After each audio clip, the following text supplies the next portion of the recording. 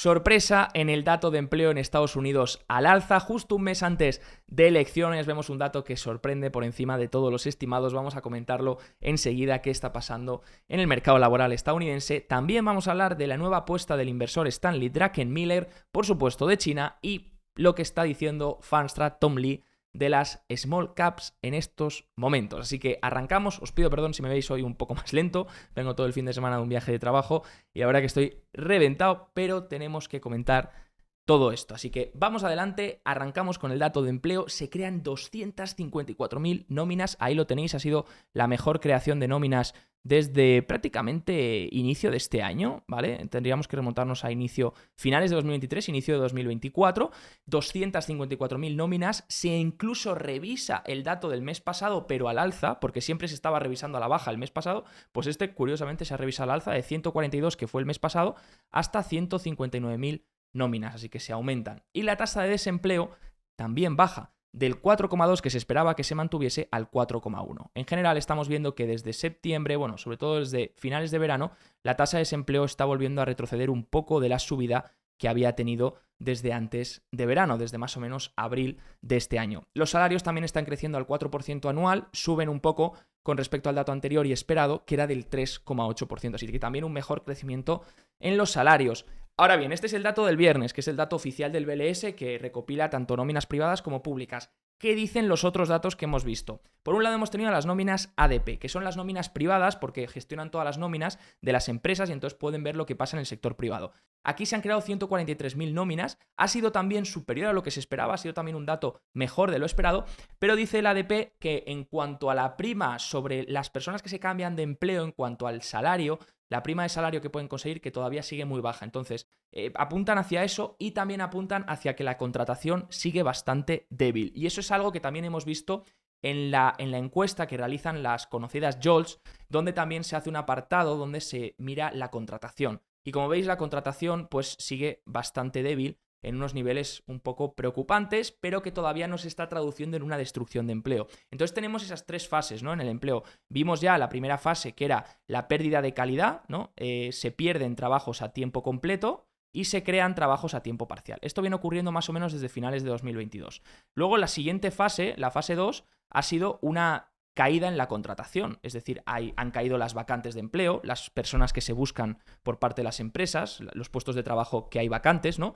Desde 11 millones hasta 8 millones, o sea que ha habido aquí una caída importante. También la contratación, como vemos aquí, pues ha disminuido y por tanto ese es el paso 2 que estamos viendo. El paso 3 es el que la gente teme, que es el recesivo si se destruyese el empleo. Todavía no estamos ahí. De hecho, las JOLTS esta semana, las vacantes de empleo han vuelto a rebotar también un poco, en 8 millones. Lo ideal sería que consolidasen por encima de los niveles de prepandemia, que es donde ya han llegado. Y si miramos las peticiones iniciales de desempleo, siguen consolidando a la baja. Entonces esto está bien porque si las peticiones iniciales de desempleo siguen, esta es la media de 4 semanas, porque semanalmente es muy volátil, entonces no tiene sentido, pero la media de 4 semanas sigue consolidando a la baja, eso es bueno porque significa que los despidos no están incrementando. Entonces, estamos en esa fase de pérdida en la contratación que podría recuperarse, pero todavía no estamos en la fase de despidos, como venimos viendo en los últimos informes, ¿no? Para mí, peticiones iniciales de desempleo es el indicador a seguir. ¿Cuándo empieza el riesgo de que empiece a ser recesivo el empleo? Si superase 250.000. No lo ha hecho. De hecho, viene disminuyendo en las últimas semanas. Vemos mayor creación de empleo en sanidad, educación y gobierno. Nada nuevo, es donde se están creando todos los puestos de trabajo en los últimos meses. No son los mejores o los sectores más fuertes para crear empleo, ¿vale? O sea que sigue habiendo una debilidad ahí en cuanto a la creación de nóminas. Pero hay una cosa buena y es el sector construcción sigue creando empleo. Y esto lo vimos también el mes pasado, porque el mes pasado se crearon bastantes nóminas también en el sector de empleo, si veis de construcción, si veis aquí en agosto. Y este mes, en septiembre, se han vuelto a crear bastantes nóminas en el sector de construcción. Warren Price, a quien sigo mucho y me encanta su análisis en 314 Research, dice claramente una cosa muy interesante que me he visto en una entrevista antes, que dice, el tema es que el sector construcción es el más cíclico, es el más sensible a la economía. Entonces, si hubiese una recesión, el sector construcción debería reflejarlo. Es decir, deberían perderse nóminas en ese sector. A recession is defined by job losses. So And if you're going to get job losses, you're going to have these cyclical areas of the economy roll over. And so construction jobs make up 5% of total jobs in the economy. But if you go back through all the historic recessions, they make up 30% of jobs lost. So you need these construction jobs to start rolling over in order to really kickstart a recession. Otherwise, you're just never going to get those job losses. Contrasta un poco con los PMIs, que tanto el de servicios, las encuestas a los managers de empresas, tanto de servicios como de manufacturero, la categoría de empleo bajaba en ambos, ¿vale? Por eso digo que seguramente la contratación, porque aquí sobre todo los managers de empresas lo ven desde el punto de vista de ¿vais a contratar o estáis pensando en contratar? Entonces, si no están pensando en contratar y no van a contratar, normalmente esta categoría puede bajar. Entonces, para mí ese es el problema del mercado laboral, que la contratación está muy débil, pero no se está traduciendo en despidos o una destrucción del mercado laboral todavía. Puede tardar bastante más o puede incluso que el mercado laboral consiguiese recuperar. Podríamos hablar de un empleo resiliente por ahora en Estados Unidos con una calidad mala, porque la calidad ha empeorado muchísimo. O sea, es decir, es innegable que la gente, en vez de tener un buen trabajo, tiene que tener 3 trabajos malos, ¿vale? Eso es innegable, eso no se discute. Pero eso es la pérdida de calidad de vida que está traspasando todo Occidente, pero eso no se está traduciendo todavía en una tasa de desempleo que incremente, ¿no? Entonces, nuevos pedidos, business activity, todo rebota en el PMI de servicios súper fuerte. Entonces estamos viendo cómo todos estos datos macroeconómicos empiezan a rebotar. El PMI de servicios ha sido bastante fuerte, sube 3,4 puntos, donde, como veis, repunta la actividad, repuntan los nuevos pedidos. Y en el sector manufacturero ha salido peor, ¿vale? Se ha mantenido en 47,2 en contracción, el mismo nivel que el mes pasado, pero sí que es verdad que empezamos a ver repuntes en nuevos pedidos y producción 5%. Entonces, ¿podría ser el momento en el que el sector manufacturero empiece a recuperar, ahora que está haciendo ahí suelo en esta zona y algunas categorías están repuntando? Y además hemos visto que PMI regionales también estaban mejorando. Podría empezar a ser el caso. Me encantaría ver que en meses que viene el sector manufacturero empieza a conseguir volver a buscar la expansión, y eso sería muy beneficioso para las empresas cíclicas. ¿Esto qué ha hecho? ¿En qué se ha traducido estos buenos datos macroeconómicos? Pues se ha traducido en un índice dólar que ha rebotado en el nivel de 100 puntos en el índice dólar, ¿vale? Entonces el DIX se ha rebotado justo en 100, creo que es el soporte importante que tenemos marcado en estos momentos. Si se perdiese 100, ya entonces tendríamos que contemplar un escenario donde a lo mejor el extranjero empieza a sacar dinero, pero por ahora aguantando en 100, interesante esa vela que ha dejado semanal con fuerza tras unos datos económicos mejor de lo esperados. El dólar rebota, índices más o menos tranquilos. Hemos empezado octubre ya sabéis que estacionalmente no es un mes del todo bueno, además venimos un poco extendidos a lo mejor de los últimos meses. Y estamos viendo, pues sobre todo, qué es lo que ha empujado. Pues bueno, los sectores sobre todo se han mantenido en verde: industriales, energía, utilities y financiero, ¿vale? Esta semana. Energía rebote a medida que también el petróleo ha rebotado y algunas materias primas han rebotado. El crudo, como veis, subiendo fuerte esta semana. Obviamente también hay que meter ahí la dinámica de los conflictos geopolíticos. Ahora quieren atacarse a puntos estratégicos energéticos, y si eso ocurre, pues podría ser un detonante para que el petróleo siguiese subiendo. Además, hay muchísimo posicionamiento en corto ahora mismo en el petróleo, lo que obliga a que estas posiciones tengan que cerrar y puede forzar ese movimiento, ese squeeze, ¿no?, al alza.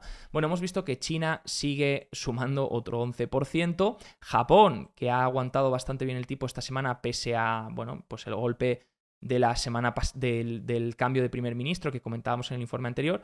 Y emergentes, que sigue aguantando un poquito mejor. Renta fija a largo plazo, que se sigue vendiendo. ¿Por qué? Porque los intereses a largo plazo han rebotado, y cuando los intereses a largo plazo rebotan, pues el precio de la renta fija cae. Y como la renta fija a largo plazo depende sobre todo del crecimiento y de la inflación esperada, pues como los datos económicos han reflejado que a lo mejor el crecimiento es un poco mayor al esperado, pues ahí hemos visto el rebote. De hecho, el interés del bono a 10 años en Estados Unidos sube hasta el 3,96%. Recordemos que hace unas cuantas semanas estaba en el 3,6 o así, y ha ido hasta el 3,9, casi 4%. Como veis, esta es la subida que hemos visto tras el dato de empleo de los intereses en toda la curva, pero sobre todo, obviamente, pues los de largo plazo, el 20 años, ya vuelve por encima del 4,3%.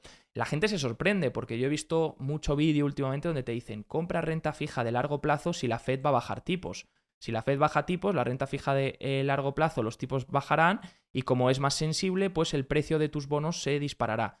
No funciona realmente así. No funciona realmente así, porque sí que es verdad que la Fed controla los tipos a corto plazo, y si la Fed baja tipos, posiblemente todos los tipos a corto plazo bajen.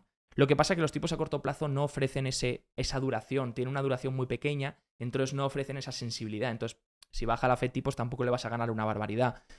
Pero entonces por eso la gente se va a bonos a 20, 30 años diciendo, como tienen una duración de 20, pues si la Fed baja tipos, si el interés baja un 1%, el bono me va a subir un 20%, porque es duración 20, es lo que se mueve por la sensibilidad. Pero no funciona así. No funciona así porque el interés a largo plazo no depende únicamente de lo que diga la Fed. Depende de los datos económicos y de inflación. Entonces, ¿qué tendría que hacer para que los intereses a largo plazo bajasen? Tendría que ralentizarse la economía o haber una recesión. Pensemos una cosa, la tasa neutral de la Reserva Federal, digamos que está en el 2,5%, ¿vale? Que es lo que busca. Históricamente, el 10 años ha cotizado unos 110 puntos básicos por encima, vamos a decir 110, 140 puntos básicos por encima de la tasa neutral. Eso significaría que a partir del 10 años debería cotizar en el 3,6 al 3,8 aproximadamente, donde ya descontaría todos los recortes. Es decir, el interés del 10 años en el 3,6, 3,8% ya estaría descontando todo el ajuste de la Fed. Entonces ya no le vería rentabilidad a ganar por bajada del interés, porque no habría más margen de bajada del interés. De hecho, no tendrías ni siquiera margen por si la inflación rebota, porque si la inflación rebota, iría en tu contra, el interés volvería a subir. Y el crecimiento rebota, el interés volvería a subir. Entonces, llegados al 3,6, 3,8, a partir de ahí no abriría posición en bonos, a menos que creas que viene una recesión. Oye, si crees que viene una recesión, es lo que mejor lo va a hacer, porque entonces estos intereses van a bajar muchísimo más. Pero si crees que no hay recesión, a partir del 3,6 no le veo mucho valor, 3,8. No le veo mucho valor. Por eso cuando estaba hace semanas en el 3,6, 3,7, no veía interesante la renta fija a largo plazo. Ahora bien, ¿qué podría pasar? Si la renta fija vuelve a rebotar, imaginar que los datos económicos buenos siguen, ¿vale? Como están pasando ahora. Y el interés del 10 años vuelve a irse al 4,5% o el 4,4%, más o menos me entendéis, ¿vale? Por ahí, por esa zona. Ahí sí que podría ser interesante tener un pequeño porcentaje, cargar un pequeño porcentaje de bonos a largo plazo en cartera como una póliza de seguro. Es decir, meto un 10% que sé que no me va a rendir tampoco una barbaridad, ni que tampoco va a tener un gran retorno, pero si hay una recesión, ese 10% se va a disparar. Es decir, esa posición pequeña va a cubrirme mucha gran parte de la cartera del resto de activos que podrían caer si hay una recesión, ¿no? Entonces sería como una póliza de seguro, como el que paga una prima de seguro y pues luego no te estampas ni pasa nada, pues no le has dado uso. Pues es lo mismo. Sería pagar una prima de una parte de la cartera, como si fuese un seguro, una póliza de seguro, y tener esa exposición. Si pudiese llegar el interés otra vez al 4,5, comprarlo ahí. Porque si el interés, ya te digo, se mantiene en el 3,8, 3,6, ahí no me interesa comprar porque no tengo margen de maniobra. Y ahí ya veo que todos los descuentos de tipos están reflejados. Obviamente, si me dices, ya, pero mi plazo son 10 años, entonces te da igual, porque como vas a mantener hasta vencimiento y tu plazo son 10 años, puedes asumir una duración de 10, porque no tienes riesgo, porque has igualado el horizonte temporal con la duración. Entonces ahí no tienes riesgo, pero ni de tipos de interés ni de reinversión. Pero claro, si es para estar unos meses, pues tienes que tener muy claro que si llevas renta fija a largo plazo, la apuesta es una desaceleración de la economía. Mientras eso no ocurra, es difícil que veas una subida fuerte, ¿no? Pues ver una subida del 4% o así, pero es difícil ver una subida fuerte. Por eso Druckenmiller, la apuesta que tiene es que está corto bonos a largo plazo. De hecho, es que ha dado una conferencia en Nueva York y ha dicho que, bueno, lo primero ha dicho varias cosas importantes. Lo primero, está corto bonos a largo plazo. Está corto varios en varios ETFs. Está corto en Bill, que esos son ETFs a corto plazo, que ahí no veo mucho la lógica, pero bueno, oye, es Stanley Druckenmiller, habrá que ver un poco por qué lo hace, pero es que es una reunión a puerta cerrada, entonces es solamente lo que hemos podido saber de gente que ha asistido a la reunión, ¿no? SPTL, que sí que son bonos a largo plazo. Entonces, está corto en bonos a largo plazo, eso sí que tiene sentido en el sentido de que está apostando entonces Stanley Druckenmiller, que siempre ha hablado Stanley Druckenmiller de la cantidad de deuda que hay. Entonces está hablando un poco, yo creo que está apostando un poco de que si la economía no entra en recesión y hay una gran cantidad de deuda, los tipos de interés a largo plazo podrían mantenerse altos. Ahora bien, ¿me pondría yo corto? Yo personalmente no voy a apostar corto contra los bonos. Lo que pasa es que tampoco les veo un atractivo que digas, ¡buah! En el 3,8. Si se fuesen al 4,5, pues a lo mejor digo, bueno, pues ahora ya le empiezo a ver un poco atractivo. Pero ahora mismo no le veo el atractivo, pero tampoco me pondría corto, ¿vale? ¿Qué más ha dicho Druckenmiller? Ha dicho...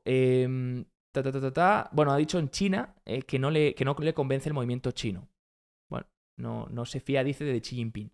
Luego, por otro lado, ha dicho que sí que le gustan las acciones argentinas y sí que le gusta Japón también, ¿vale? Así que ahí tenéis el movimiento de Stanley Druckenmiller, apuesta por Japón, por Argentina está corto en bonos estadounidenses, largo plazo y corto plazo también, pero dicen que es un 20% los cortos de su cartera, o sea, está haciendo una gran apuesta ahí. Y veremos, sobre todo, no sabemos los pesos de cuánto de duración está corto, pero si está más corto a largo plazo, más a corto plazo, lo que sea, ¿no? Pero bueno, lo sabremos próximamente si lo informa. Hang Seng, que ha seguido subiendo. Vale, China ha estado cerrada por festivo y sube el índice de Hong Kong, el Hang Seng, que este sí que ha estado abierto durante la semana. ¿Vale? También han estado abiertos los ADRs en Estados Unidos y por eso las acciones chinas que cotizan en Estados Unidos. Y por eso hemos visto el movimiento en BABA, en JD, en las cotizadas en Wall Street, ¿no? En el FXI, que es un ETF también de China. Y básicamente China ha seguido sumando en el Hang Seng, mientras el resto de bolsas, como os digo, están cerradas por festivo. Vamos a ver la apertura tras el festivo de esta semana, que es muy importante para ver si el resto de índices, el índice de Shanghái y demás índices chinos, siguen lo que ha hecho el Hang Seng esta última semana, porque el Hang Seng creo que ha ganado esta semana otro 6-7%, ¿vale? Hemos tenido un día de retroceso, el Hang Seng retrocedió este jueves, donde, consiguió retroceder, pero aguantó bastante bien el tipo y luego el viernes dio otra vela al alza. Ahora ha cerrado en un nivel bastante importante, ¿vale? ¿Por qué os digo importante? Bueno, lo veis en el gráfico. Es el gráfico de 2023, ¿vale? Es el máximo de 2023, perdonad. Entonces, aquí pueden pasar dos cosas. O bien tenemos una rotura o bien tenemos un rechazo, ¿vale? Está claro. Yo estoy muy pendiente de lo que pasa aquí, porque claro, si tenemos una rotura, ahora el nivel de referencia pasa a ser este. El soporte debería ser este. Si no tenemos una rotura y rechazamos, que podría ser porque es una resistencia importante, entonces, ¿podríamos retroceder? Sí, porque en todos los movimientos tiene que haber pullbacks, es algo lógico, de hecho sería un throwback más que un pullback. No me gustaría que retrocediese mucho más allá de los 21.000 puntos en el Hang Seng, ¿vale? Si hubiese un retroceso. Porque si hubiese un retroceso hasta aquí y luego intenta volver a buscar, bien, pero si hubiese un retroceso hasta aquí y no se aguanta esto, entonces ya es mi zona de salida de control, ¿vale? Entonces ya os dije que, sobre todo a mí, el punto crítico me parece el máximo de mayo de este año. Lo que pasa que, claro, vas a dejar que retroceda hasta aquí abajo como gestión del riesgo, hombre, ya con tanta ganancia igual dejaría menos retroceso, ¿no? De hecho, si miramos el ETF FXI, lo tenéis aquí, que es el que cotiza en Estados Unidos, vemos que hemos roto esta caja, que también era una resistencia importante, y ahora nos acercamos a la resistencia de este nivel, ¿vale? Lo ideal sería no volver a entrar en esta caja, entonces a este nivel es un soporte muy importante en el FXI, que igual es mejor medir ya que cotiza en Estados Unidos. Podemos mirar este nivel, que básicamente son los $33 aproximadamente, un poquito por debajo, $32 en el FXI. Hasta ahí, pues podría hacer un retroceso de hasta el 8%, ¿no? Pero este nivel estaría bien aguantarlo. Es un soporte que estaría bien aguantarlo ahora tras este movimiento tan vertical, porque así estás apoyando en esta caja, en la rotura de esta caja y lo estás validando como nuevo soporte. Lo mejor sería una consolidación ceñida, donde comprimes la volatilidad. Tenemos velas a lo mejor que se mueven un poquito con rangos, pero que al final acaban cerrando muy planas y durante un tiempo. Y ahí ya luego tienes otro movimiento al alza. Eso, en mi opinión, sería el mejor escenario, porque así conseguirías consolidar un poco la subida, pero sin tener tanta volatilidad del retroceso. Por otro lado, Tom Lee ha dado una charla muy interesante estos últimos días y ha dicho que que el rebote cíclico, si crees en este rebote cíclico que está habiendo de reapertura china y el rebote de las materias primas y demás, pues entonces cree que esto debería beneficiar a las small caps, ¿vale? Por su posicionamiento en estos sectores. Estamos viendo como las small caps han estado un poco paradas esta semana, tampoco han hecho gran cosa, siguen ahí consolidando, tampoco terminan de romper esta base. A lo mejor ocurre cuando nadie se lo espere, lo que suele pasar siempre, cuando nadie ya hable de las small caps, a lo mejor es cuando empiezan a romper, pero Vanguard Small Caps está aguantando bien por encima de este nivel. Yo, Vanguard Small Caps, que me gusta un poco más el índice que el Russell, porque ya sabéis que el Russell hay mucha empresa sin beneficios, pero el Vanguard Small Caps, esta estructura semanal, que parece un cap con este handle que se rompió, mientras aguante por este nivel, que son los 229 de referencia aproximadamente, está aguantando por encima de una nueva base, por lo tanto está generando una nueva extensión aquí por encima de esta base, así que eso es correcto. Tenemos además todas las medias aquí, o sea que esto, si se perdiesen medias, ya es cuando te empiezas a preocupar. Pues dice que si crees en que la economía va a tener ese rebote cíclico, pues entonces las small caps están mejor posicionadas en cuanto a sectores, por tener más peso en industriales, financieras y biotecnología y demás. Bueno, pero sobre todo porque tiene un 50% de peso en más cíclicas que el SP500. De hecho, también saca una slide donde dice que los beneficios están creciendo más rápido en el Russell 2000, en todos los percentiles del Russell 2000 que en el SP500. bueno, según él, básicamente un rebote cíclico debería beneficiar a las small caps por su mayor posicionamiento en estos sectores. Y aquí lo compagino con un gráfico de top-down charts que es interesante y es, fijaros la composición de diferentes tipos de acciones en los diferentes índices, ¿no? Si miramos el SP500, vemos que hay un gran peso de tecnológicas y un muy bajo peso de cíclicas y tecnológicas y defensivas, perdonad. Mientras que en el S&P 600, un índice que me gusta más que el Russell 2000, de hecho, hay muchísimo más peso en cíclicas que en tecnología o que en defensivas. Entonces, fijaros qué combinación más interesante podría ser en un entorno donde el mercado se está disputando entre reaceleración cíclica o recesión. Como veis, esas son las dos dinámicas del año que se están discutiendo todo el rato, y de repente unos meses tienes reaceleración, luego vuelves a tener desaceleración y parece que viene una recesión, y es todos los 2 meses lo que venimos peleando todo el rato.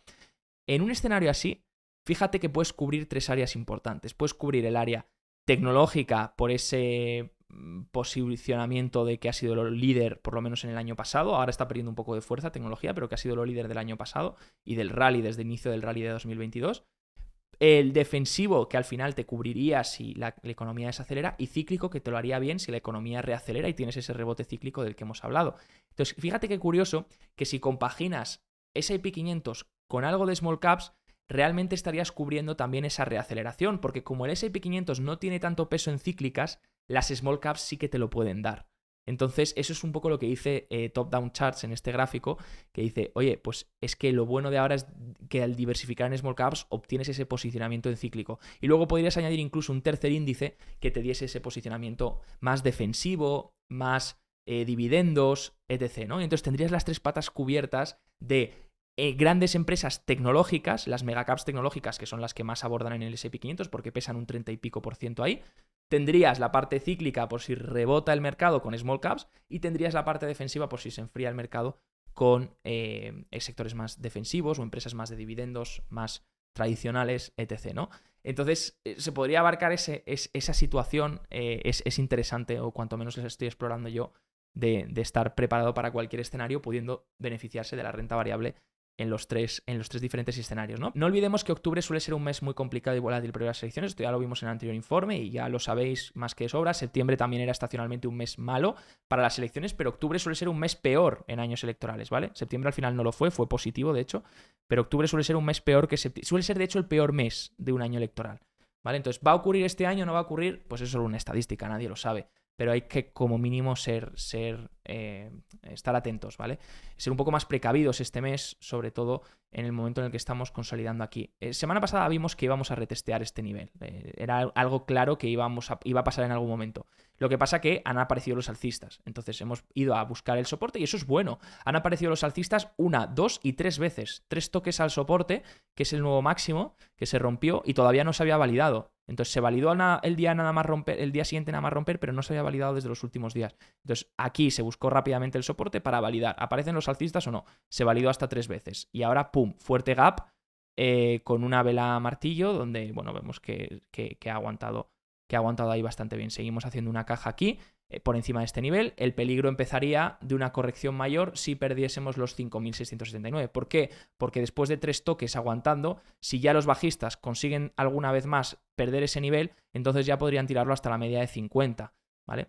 Pero vamos, por ahora estamos aguantando ese nivel, que es la referencia, 5.679. No hay mucha distribución acumulada, pero vamos, podemos esperar esa lateralidad a lo mejor en octubre, o incluso que a final de octubre, a lo mejor justo antes de elecciones, por volatilidad y un poco de incertidumbre, pudiese venir algún tipo de retroceso, pero vamos. Así que nada, gente, comentarme vosotros qué esperáis de octubre. Como veis, todavía lo único arriesgado que veo que podría ser es la parte geopolítica de qué pasa entre Irán e Israel y si, de nuevo, cómo va a afectar esto al petróleo, que como sabéis hay mucho posicionamiento en corto en el petróleo, y si empezasen a atacar zonas estratégicas energéticas, pues eso podría hacer que el petróleo siguiese repuntando y todos estos cortos tengan que recomprar. Entonces, ¿cómo va a tomarse el mercado si el petróleo volviese a repuntar, si estos conflictos geopolíticos incrementan? ¿Qué opináis vosotros? ¿Puede ser eso lo que haga que octubre a lo mejor sea un mes un poquito peor? Veremos, esto es lo que dice la estadística, no olvidéis que esto no deja de ser una media y por supuesto debéis adaptar vuestra operativa al contexto actual y a lo que está pasando hoy en día, y esto no deja de ser una media para tener una referencia de qué podríamos esperar pero no siempre se acaba cumpliendo. Dicho esto, me despido y que tengáis una excelente semana.